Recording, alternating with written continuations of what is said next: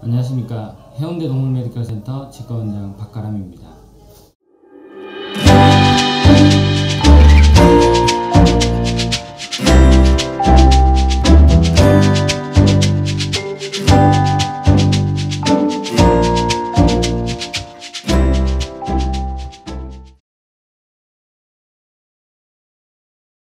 반려동물은 보호자가 직접 이를 닦아줘야 하는 수동적인 과정이어서 관리가 쉽지 않기 때문에 치석, 잇몸병, 치유질환, 치아골절 등의 질환으로 인해 구취, 침흘림, 식욕부진, 활력 감소 등의 증상을 호소하는 경우가 많고 점점 증가하는 추세입니다.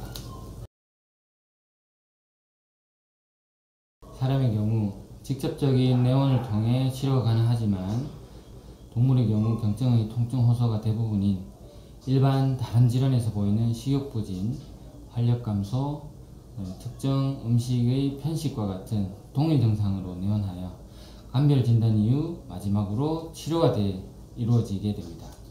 또한 구강질환으로 인한 통증으로 얼굴에 손을 대지 못하거나 유관검사 시 상당한 저항이 있어 마취 없이 진단하기 어렵고 대부분 나이가 들어 발생하기 때문에 심장질환, 부신, 비장질환과 같은 노령성 내과질환을 동반한 경우가 많아 마취와 치과치료를 결정하기 쉽지 않은 특징이 있습니다.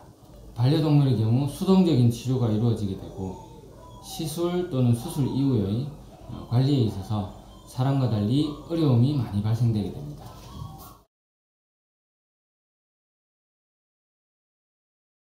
마취 없이 진단과 치료가 어렵기 때문에 치과에서는 무엇보다 중요한 과목이 아이러니하게도 마취 과목입니다.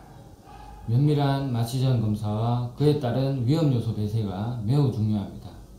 사람과 달리 충치와 같은 치아 질환보다는 잇몸, 치주인대, 치주골에서 발생하는 치주 질환이 대부분이고 이 질환이 진행되어서 염증과 통증으로 여러가지 증상이 나타나게 되며 안타깝게도 문제가 있다는 것으로 인식하게 되었을 경우 이미 진행되어서 치주 수술을 해야 하거나 재생치료를 해야 하거나 아니면 발치를 해줘야 하는 경우가 많습니다.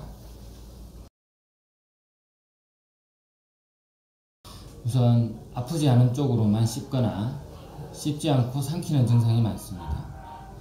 질병이 진행되면서 입냄새, 침흘림, 혀 낼름거림, 입술 주변 부비기, 편식 등의 증상이 생깁니다. 또한 식욕부진, 활력 감소, 의욕 감소 등의 증상이 생길 수 있습니다. 보통 우리 아이가 늙어서 그렇다고들 말씀하시는 보호자분들이 많으신데 치과 치료 이후 회춘한 것과 같이 쌩쌩해졌다는 말씀을 많이 듣게 됩니다. 치과 질환의 경우 초기에 통증이 심하지 않고 증상이 경미해 관심 깊은 관찰이 평소에 이루어지지 않을 경우 발견하기 쉽지 않습니다. 하지만 입냄새가 아무래도 보호자분이 가장 빨리 치과 질환을 캐치할 수 있는 초기 증상일 수 있습니다.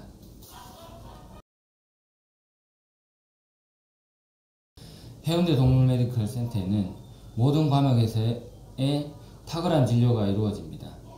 첨단의 진료 장비가 있고 정확한 검사가 이루어질 수 있고 최신 설비의 영상진단으로 마취의 위험성을 최소화할 수 있습니다.